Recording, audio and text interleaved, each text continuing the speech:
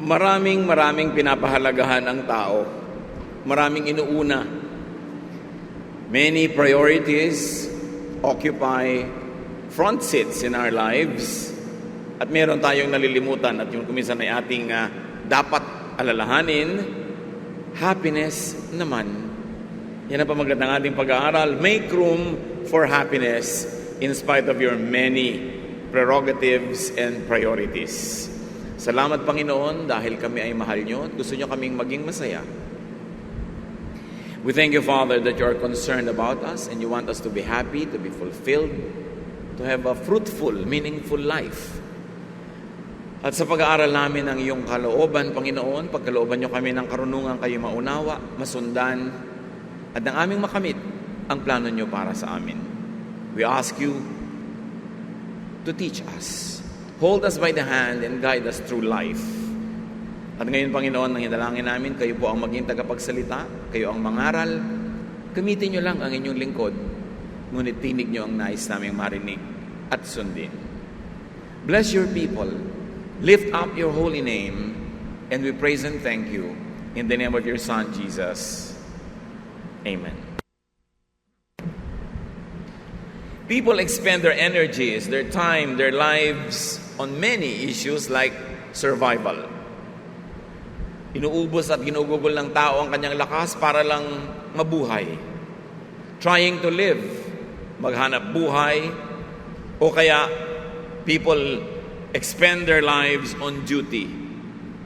Mga I must, mga kailangan kong gawin kahit hindi ko gusto, hindi masarap sa akin, pero dapat. People expend their lives on career sometimes, on mga issues that I should become, I should be like this, I should achieve this and that. And some people expend their lives on pride. Mga kailangang patunayan, abutin, may mga dapat higitan. And yet many others expend their lives on gathering treasures. Habang buhay at walang tigil na pag-iipon, pagpapayaman, pag-iimpok, pagpapalaki ng mga ari-arian. Then people grow old, become less and less mobile, and die. Mabuti kung ganon. Pero meron sa kalagitnaan ng kanilang mga paggawa ng duties, sa pag-survive, sa pag-iimpok, sa pagpapayaman, sa pagpapataas ng achievement, sa pag-intindi sa pride, inaabutan ng kamatayan ng wala sa lugar. At wala sa panahon, batang-bata, hindi pa nagmi-midlife or just in the middle of life, people die. And then you ask yourself, is this what life is all about? Ang buhay lang ba ay para maghanap buhay? Para tuparin ang mga tungkulin? Para i-advance ang karir? Para patabain ang ego? Payamanin ang pride? O magpayaman at patabain ang bulsa? James 4:14. What do you know about tomorrow? How can you be so sure about your life? It is nothing more than a mist that appears for only a while before it disappears. Ano daw ba ang buhay? Ano ba ang katiyakan ng buhay? Para lang daw itong bahagyang usok na sandaling-sandali lamang na nakikita at pagkatapos ay naglalaho rin. Is life really only for and about survival and duty or career or pride, or gathering treasures, or whatever else you have in mind that preoccupies you right now? Ano ba ang pinagkakaabalahan ng tao, pinag-uubusan ng panahon, hanggang makamatayan? Yun lang. Tapos mamamatay na ang tao? How about happiness? Paano naman ang kaligayahan? Life is not just about survival. Wala namang nung mamamatay na ay nagsisising, hindi pa siya naghanap buhay. Matthew 6:5, Jesus says, I tell you not to worry about your life, meaning your survival. Don't worry about your having something to eat, drink, or wear. Isn't life more than food or clothing? So Jesus says life is more than just basic needs. It's more than just surviving. Life is more than just survival. People do not live just to survive. Sayang naman yung pinaghalo pa ang Espiritu ng Diyos at ang lupa para magkaroon ng isang taong merong kanyang personalidad, kanyang individual traits, kanyang giftings, talents, para lang mag-survive. Tapos mamamatay na rin, wala nang nangyari, wala nang na-achieve, walang kahulugan. The people of God should go beyond survival issues as soon as possible and be able to focus on the essence of life. Nakakalungkot na maraming tao, mamamatay na lang sa katandaan, survival pa rin ang issue. Paano pa rin magkaroon ng food, drink, and shelter? That's why we should always work early, work hard enough to graduate from grinding poverty as soon as possible, to be able to transcend survival levels in spite of the many needs of life, to make room for higher pursuits. Nakakalungkot ang mga buhay na wala nang ibang narating, naabot, naunawa, nagawa, kundi maghanap buhay na lang, isang kahig, isang tuka, at pagkatapos kamatayan na yon. Hindi ganun ang kalooban ng Diyos. Kaya kalaban ng mga anak ng Diyos ang karukhaan. Dapat mapagtagumpayan, malampasan sa pamamagitan ng pagsisikap, pananalangin sa Panginoon, at pagtuklas sa mga ibinigay niya sa ating mga likas na talino at kalakasan upang ito'y magamit para tayo makapaghanap buhay, malampasan ang basic needs at makagraduate sa mas matataas na kahulugan ng buhay. Life is not just about duty. Wala namang mamamatay na at naghihingalo, nagsisising, hindi pa siya tumanggap ng mas maraming responsibilidad, mas maraming duty sa buhay. Matthew 8:21-22, about a man who was so concerned with duty. Another disciple said to Jesus, "Lord, let me wait till I bury my father." Jesus answered, "Come with me, and let the dead bury their dead." This is a very, very clear importance that Jesus attached to your freedom from responsibility.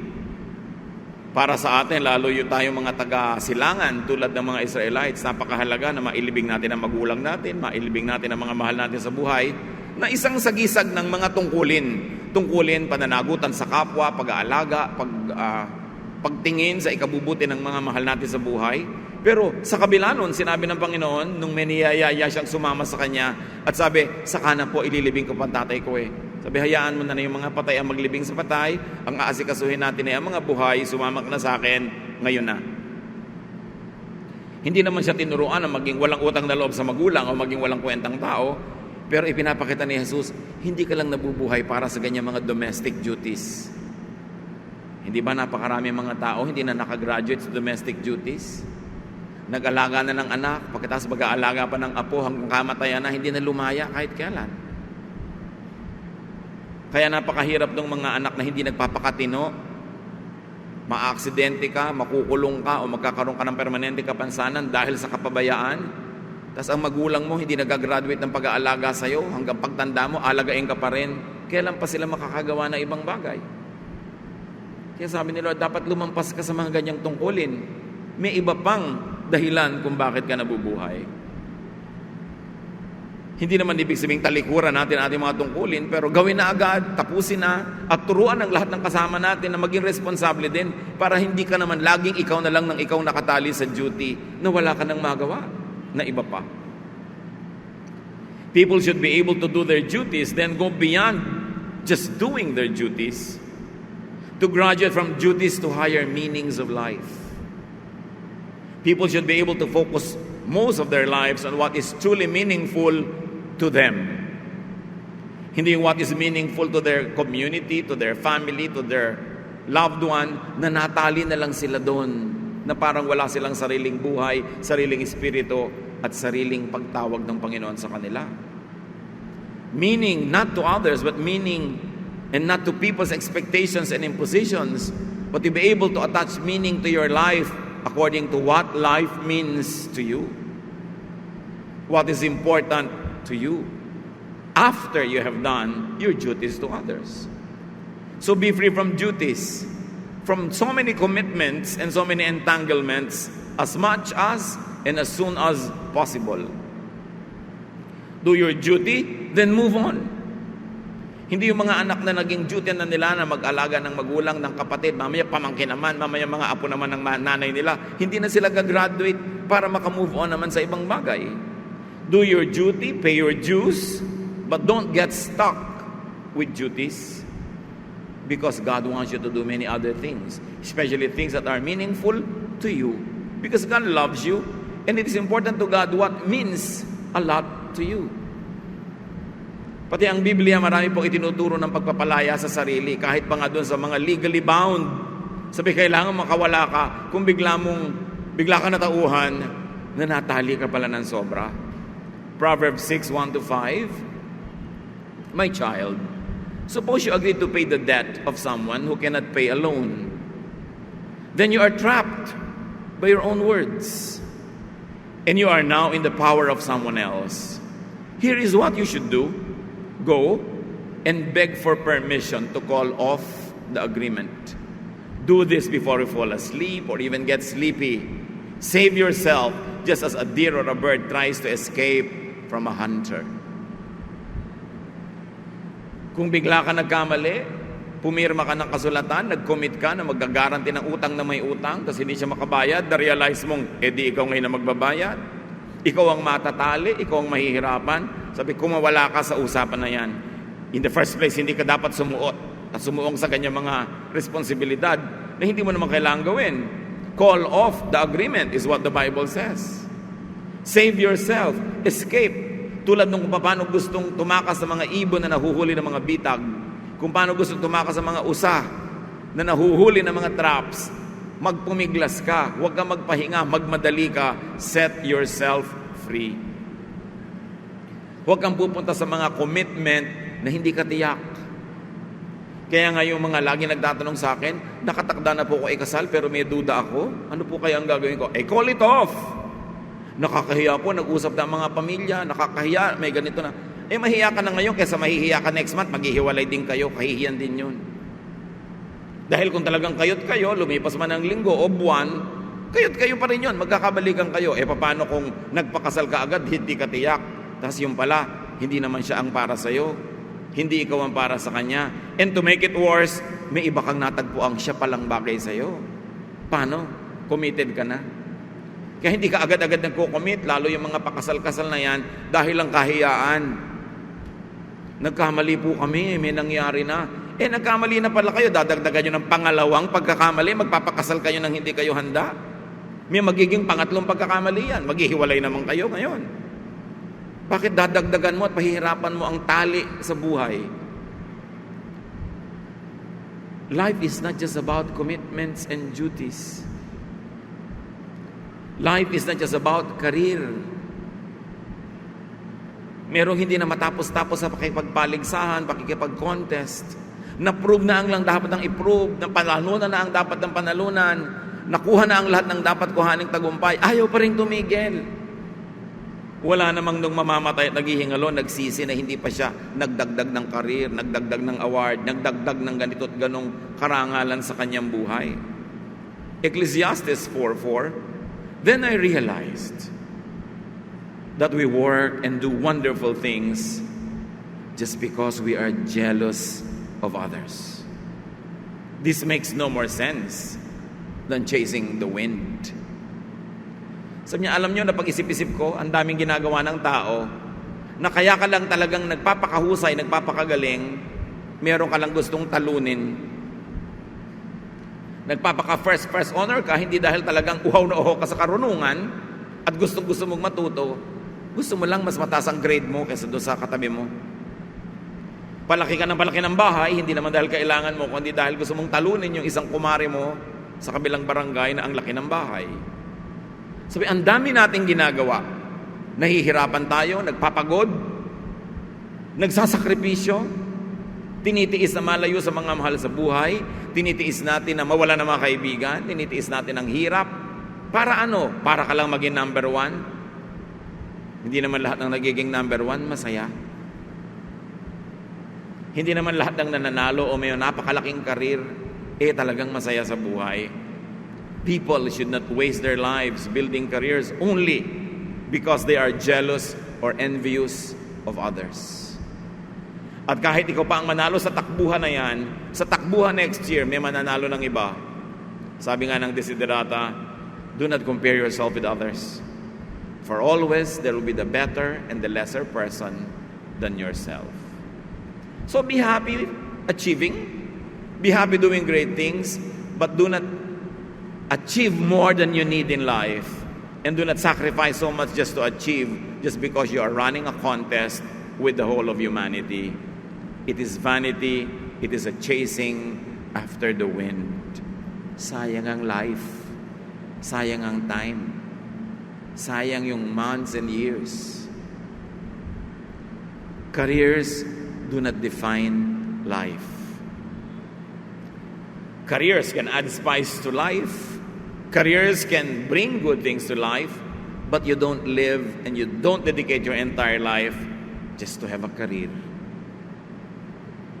Life is not just about pride or honor or image. Wala namang namamatay itong naghihingalo, nagsising sayang, hindi ko pa nadagdagan ang pride ko.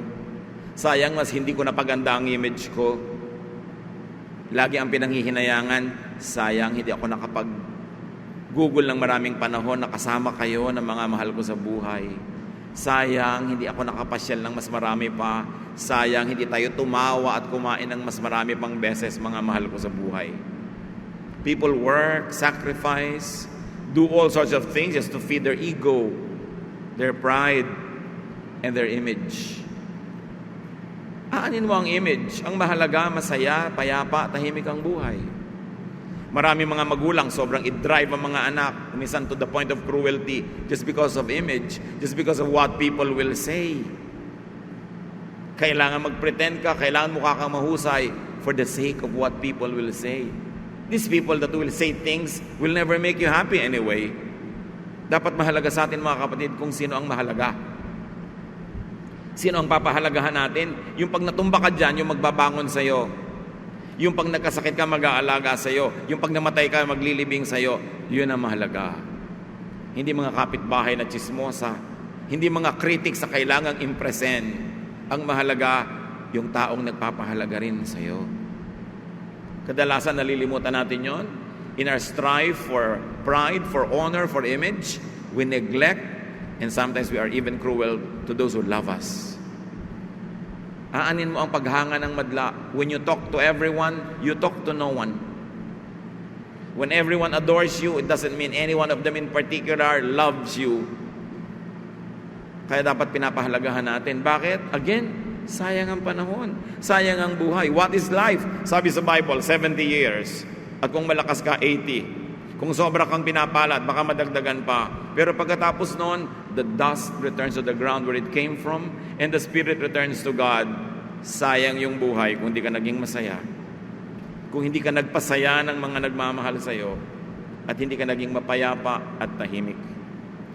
Feeding one's pride is a waste of time, talent, and energy, and a waste of life itself. 1 John 2:16, our foolish pride comes from this world, and so do our selfish desires and our desire to have everything we see. None of this comes from the Father. Sabi lahat ng ito yung mga kahangalan lamang. Mga paghahangad na nanggagaling lang dito sa lupa, hindi ito nanggagaling sa langit. Wala itong kahihinatnan at walang mapapalang mabuti ang mga taong gugugulin ng panahon nila sa pride of life, lust of the flesh, and lust of the eyes. Life is not just about gathering treasures. Up to a point, it is important to have treasure. Pero dapat alam natin kung hanggang saan lang ang necessary, because every treasure we add to our lives, sometimes ang mahal ng bayad. We pay with time, we pay with talent, we pay with other treasures, and most of the time, we pay with relationships.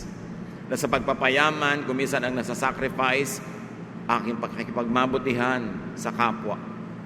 Sabi ng Panginoong Jesus sa Matthew 6:19, don't store up treasures on earth.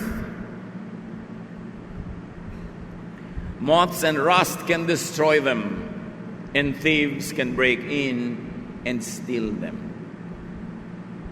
Sa isang iglap, lahat ng iniipon mo pwedeng manakaw, pwedeng masunog, pwedeng bahain, pwedeng matabunan ng lahar. Ang daming dilubyo na pwedeng mangyari sa iniipong kayamanan. Hindi naman sinasabing huwag kang magkaroon ng sobra, pero huwag kang magpakasobra-sobra sa paghanap ng sobra dahil maraming masasakripisyo sa buhay. There is no need to expend energy gathering more than what one needs. Never try to satisfy your wants. You can never do that. Your needs, that's all right. Exodus 16, 15 to 20. Nung nasa disyerto ang mga Israelita, wala silang pagkain, nagpapaulan ng tinapay ang Diyos mula sa langit. Ang sabi ni Moses, mangolekta kayo pero yung kailangan nyo lang, huwag kayong magkukolekta ng sobra. The people had never seen anything like this and they started asking each other, what is it? Moses answered, this is the bread that the Lord has given you to eat.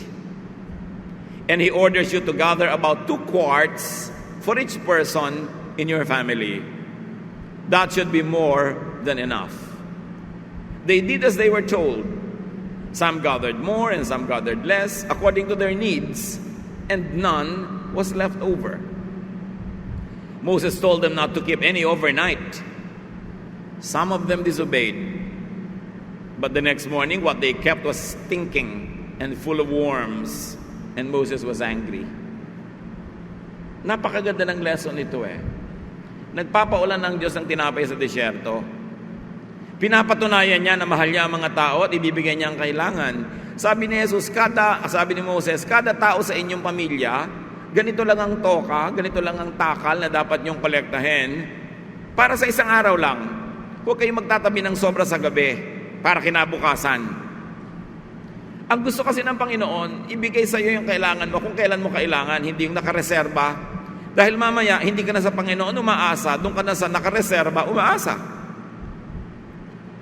Yung iba ng daya, nangolekta sila ng kailangan nila maghapon, plus sobra para bukas. Kinabukasan, anong nakita? Inuuod, nabubulok, umamoy, umalingasaw. Nalaman ni Moses, aha, kayo yung mga hindi sumusunod. Sinabi ng yung kailangan nyo lang ang kunin nyo dahil bukas, nandun uli ang Diyos para sa kailangan nyo bukas. Yun ang gusto ni Lord ng magandang relasyon niya sa tao. Interdependence. Or dependence on the side of people. Dependence on God. Pero yung iba, ginagamitan nila ng utak, I will collect more. Iba na yung may nakatabi. Pero dahil yun ang hindi gusto ng Diyos, nabulok ang mga itinatabi nila. At hindi ba, kahit naman sa buhay natin mga kapatid, kung minsan ang dami mong itinabi, sa kagustuhan mong dun umasa ng security, pero wala, nananakaw, nadedenggoy, nawa 1, 2, 3, nauutang ng iba, nawawala rin. Hindi maasama na mag-ipok ng konti. Pero huwag iasa doon ang ating security. Tomorrow will have needs, and the needs of tomorrow will be met by our God, who is still God tomorrow. Para hindi tayo sobrang maaligaga at mapagod. May oras ng trabaho at oras ng pahinga kada araw, kada linggo, kada buwan. Huwag patayin ang sarili sa sobrang pag-iimpok para sa darating na bukas na maaaring wala ka na pagdating noon dahil sobra ka nang napagod. Sa Luke 12, 15 to 21, sabi ng Panginoon, then He said to the crowd, don't be greedy. Owning a lot of things won't make your life safe. So Jesus told them this story. A rich man's farm produced a big crop. And he said to himself, what can I do? I don't have a place large enough to store everything. Later he said, now I know what I'll do. I'll tear down my barns and build bigger ones where I can store all my grain and other goods. Then I'll say to myself, you have stored up enough good things to last for years to come. Live it up, eat, drink, and enjoy yourself. But God said to him, you fool, tonight you will die. Then who will get what you have stored up? This is what happens to people who store up everything for themselves but are poor in the sight of God. Don't get the lesson wrong. Hindi masama mag-ipon, maglagay ng mga bangan, ng mga storage, pero not at the expense of your spiritual and emotional wealth. Kaya yung tao dito sa kwento, sobrang nag-ipon, nagpalaki ng mga taguan, at sabi niya, wow, makaka-relax ako buong buhay, ang dami ko nang may enjoy na nakatago. Sabi ng Panginoon, you're a fool, because today you will die, tomorrow you will not be around to enjoy what you have worked for. Sobrang inubos mo ang oras mo sa pagtatrabaho, pagpapalaki ng mga taguan mo ng kayamanan, napagod ka ng napagod, pero hindi mo na ma-enjoy ang bunga nun kasi bukas patay ka na. At ito daw ang paningin ng Panginoon sa mga taong walang ginawa kundi pag-ipunan ng tungkol sa kanilang sarili, pero ang totoo noon sa tingin ng Diyos, napakahirap nila, napakamaralita nila, kahit marami silang material wealth. Poor in the sight of God could mean sinful, unspiritual, but it could also mean deprived of peace, deprived of rest, pleasure, and happiness, which is what Jesus wants for us. Sabi niya, come to me all of you who are tired and heavy laden, I'll give you rest. I'll give you what you need. I'll give you peace. And Solomon, in all his wisdom, says, it's very, very important to enjoy life, to have pleasure, to enjoy life with the ones that you love. And people who don't enjoy life with the ones that they love, people who don't have peace, people who don't have comfort, rest, because they are killing themselves trying to do their duties, to survive, trying to make wealth, trying to expand their horizons, trying to fill their ego with achievements. Ang tingin ng Panginoon sa mga taong ito, mahirap. Kasi yung tunay na kayamanan na gusto ipagkaloob ng Panginoon, kapayapaan, katahimikan, kasiyahan, kaligayahan, wala sa kanila. So mahirap sila. Kahit mayaman sa material things. Ngayon, kung mayaman ka na sa material things, mayaman ka pa sa spiritual things dahil marunong ka magpahinga, marunong ka magbigay sa kapwa, hindi ka gahaman, hindi ka sobrang umaasa lang sa iyong kayamanan, di mayaman ka both sides of the fence. And this is possible. God can bless you both ways. Just don't be blinded by fear of hunger, by fear of abandonment, because God never leaves us nor forsakes us. Because God is here today, and He's the same yesterday, today, and tomorrow. Living for survival, duty, career, pride, gathering treasures, meaning living for non-essentials, could rob one of what are essential in life, like enjoyment, rest, peace, love, godliness, and happiness. The wisest man that walked the face of the earth, definitely the biggest giant in terms of wisdom in the Old Testament, Solomon says, this is what life is all about. Be happy and enjoy it. And Jesus, the giant of all time, and definitely the most important character of the New Testament, says, I want to give you rest. Love people. Be in love with life. And this is the same man who was called by the religious establishment as a glutton and a drunkard, because always attending dinners, he was having a good time with people, even with sinners. He fellowshiped with them to win them for the kingdom of God. And these are the two great examples of the Old and the New Testament that believers must make their models. Not hermits, not people who always teach us na huwag kumain, magtiis, magdusa, magsakripisyo, magtrabaho to death. These are not the models. Jesus, the perfect example, was a man who had a balanced life. He knew how to be with people, how to enjoy with people, and the people around him obviously enjoyed him too. Kaya sila ay palagay ang loob sa kanila. Then what life is for? Live to do God's will. Live to enjoy. Live to be happy. Yun ang mayaman sa tingin ng Diyos. Kahit gaano karami ang pera mo sa bulsa, mabuti kung marami, pero kahit konti o kahit wala, if you are living doing God's will and enjoying life, whatever God gives you, you have contentment and you know how to make much of little, and you live to be happy, you make people around you happy, and you are happy yourself, you are rich. Because God wants you happy. Ecclesiastes 12:13, everything you were taught can be put into a few words. Respect and obey God. This is what life is all about. Now, magkalinawan tayo. Ano bang ibig sabihin ng respect and obey God? Magpenitensya, magtiis, mag-ayuno araw-araw, say no to everything that you want to do, and say yes to everything that is sacrificial and hard and difficult? I don't think so. Because Jesus says in John 10:10, I came so that you may have life and have it abundantly, so that you will have it to the full. In other words, that the will of God through Jesus is that we have a full, abundant life.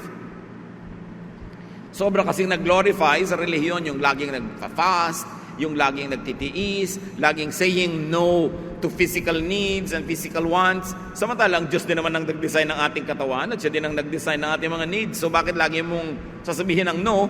Diyos ang nag-design nun. So respect and obedience to God means respecting what is natural in you, what is true in you, and giving your body what it needs and wants, so long as you don't steal it from others. And so long as you don't sell your soul to the devil just to have what you want. But to keep on denying yourself, hurting yourself, is really the opposite of respecting God who wants you to be happy. Respect ba sa God yung lagi kang hirap na hirap? Kahit sinasabi mo pa na sa ministry, Jesus says, come to me and I'll give you rest. My yoke is easy, my burden is light. Ganun tayo kamahal ng Diyos, pati ang pagpapahinga, iniutos niya as one of the 10 commandments. Para matiyak niya na magpapahinga ang mga tao. Respect for God means resting in the right time. Pero syempre, hindi naman araw-araw rest. 6 days of labor must be broken by a day of rest. God is very good. God is very kind. We've got to get reacquainted with God and His true intention for people. Respect in God's design by being relaxed and rested and at peace. By being happy. Huwag nating masamain ang kasiyahan kasi hindi sadista ang Diyos. Gusto niya tayong masaya. Kaya si Solomon, na pinagkalooban ng pinakamataas na uri ng karunungan, ano ang kanyang centerpiece teaching? Ecclesiastes 8:15. So I think we should get as much out of life as we possibly can. There is nothing better than to enjoy our food and drink and to have a good time. Then we can make it through this troublesome life that God has given us here on earth. Sabi niya, oo, alam naman nating lahat, maraming hirap ang buhay, maraming sakit.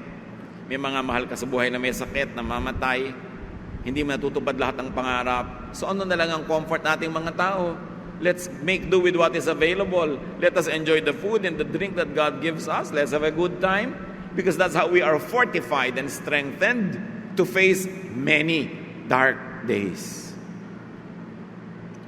Ecclesiastes 7:14, when times are good, you should be cheerful. And when times are bad, think what it means. God makes them both to keep us from knowing what will happen next. So basta may pagkakataong sumaya, magsaya, huwag sayangin ang pagkakataon. Pagkakataon ng sumaya, may naglilibre, kain. May naghahanda, pumunta ka, mag-enjoy ka. Kasi may mamamatayan din. Pupunta ka rin, mag-aabuloy ka, malulungkot ka, makikipaglibing ka rin. Kaya marambuti na yung maraming baon na kaligayahan sa buhay para may nawi-withdraw ka na happiness in times of sadness, at ang balance mo pa rin dapat, kahit maraming nawi-withdraw, happiness pa rin. Mag-ipon ka ng maraming happiness sa puso. Create good times so you would be happy. Laging mag-imbento ng kasiyahan, basta hindi masama. Hindi nakakasama sa kapwa at sa'yo. Laging pasayahin ang sarili. Do not create bad times. Do not intentionally do things that make you sad. Ang dami niyan. Sa airport, iiyak ka ng mga mahal sa buhay kasi hiwalay yan. Magkakahiwa-hiwalay. Tapos tatanungin mo, sino bang namuwersa sa inyo na mag-abroad? Wala po. Pero meron kaming ambisyon. We need a house. Meron kaming mga plano. Kailangan namin ito. Kailangan namin ng maraming cellphone na iba-ibang kulay. Meron kaming balak. In other words, mapupunta ka dun sa survival, duty, pride, achievement, career. Pero hindi naman talaga sila pinipilit ng Diyos maghiwalay, pero talagang iiyakan ko, takot-takot. Bakit yung ginagawa yan? Malungkot pala kayo. Kailangan po. Gaano katagal yung kailangan? Hanggang ilang taon yan abroad? Hanggang May po. Hanggang May langis. walang uwian hanggang may langis sa Arabia. Di nalungkot ka. Ang tagal-tagal nun. O dumadami yung pera mo, nagkakabahay kayo, pero masaya ba kayo? Tapos uuwi na lang siya kung minsan, nakakahuna, patay na. O uuwi siya, libing na ng mahal sa buhay. Ganun ba yun? Alam natin, meron tayong economic realities. Pero timbangin mo, kapatid, kung sulit yung ibinabayad mong lungkot sa napapala mo para doon sa mga pinag-usapan natin, pinag-uubusan natin ang panahon. Yung mga paghihiwalay at paglalayo na hindi naman kailangan, di self-inflicted na sadness. Kung minsan hindi lang sadness dahil mamaya nararahuyo, na-attract sa iba pag matagal nang wala. Bitterness naman, anger, acrimonious separation, nasisirang mga pamilya. Isipin kung sulit. Paggawa ng mali, pagsira sa sarili, sobrang bisyo, pagpapatalo ng mga kinikita sa mga pagsusugal. Sasaya ka ba sa ending niyan? Ang daming bayad niyan. Siyempre, pag nagbabayad tayo, marunong ka dapat debit, credit. Sulit ba? Ano yung mga naging credit sa buhay ko nito? Kailangan iniisip. Ang mahalaga, masaya. Some basic needs have to be met, and beyond that, you should prioritize being happy. Lagi mong itatanong, kapatid, nakakapagpasaya ba yan? Sabi ng asawa mo, yung manugang mo, kailangan nating kontrolin, ganyan-ganyan, ganyan-ganyan. Pero ang itatanong mo, nakakapagpasaya ba yan? Gagawin mo na yan, my wife, sa ating manugang. Sabi ng wife sa anak, sa kanyang asawa, huwag na tayong pumunta sa birthday ng nanay mo. Ang nanay mo nakakainis, bla bla bla. Pero ang tanong, nakakapagpasaya ba yung gusto mo? O malalayo ang loob mo sa magulang ko, mahahati ako, mag-aaway-away tayo. Nakakapagpasaya ba yan? Pati sa mga ginagawa natin sa buhay, gusto natin napaka-engranding debut. Ang itatanong nyo, sasaya ba tayo o may stress? Magkakanda utang-utang tayo para maghanda ng kutakot-takot. Nakakasaya ba talaga yan in the long run? Kasi dapat nakakasaya. Huwag tayong umimbento ng mga activities na nakakapagpalungkot. Like, nag-away kayo, binabati ka na, ayaw mo pa. Nakakapagpasaya ba yan? Ba't di ka nalang makipagkasundo na para sumaya na kayo? Ay, ayoko pa. Di huwag ka na makipagkasundo buong buhay. Hindi naman, makikipagkasundo rin ako next month. Ba't tatagalan mo pa? Di ngayon na. Para sumaya na kayo. Bakit tayo gumagawa ng lungkot?